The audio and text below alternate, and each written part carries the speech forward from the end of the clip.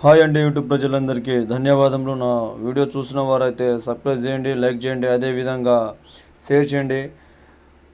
ముందుగా ఎన్నో వీడియోలతో మేము ముందుకు వస్తాను. మరుగుమందు ఇది ఎవరికి పెట్టాలంటే, ఎలా పెట్టాలంటే మనకు విడిపోయిన వాళ్ళకు పెట్టాలి. భార్య భర్త లవర్స్లు, అత్త మామ కోడల సమస్య ఎవరైనా సరే మన మాట పిల్లలు కానీ పెద్దలు కానీ వినకపోవడానికి వాళ్ళకు ఒక్కసారి మరుగుమందు పెడితే జీవితాంతం మన వెనకాల కుక్కలా పడి ఉంటారు. మరుగుమందులో రెండు రకాలు ఉంటుంది.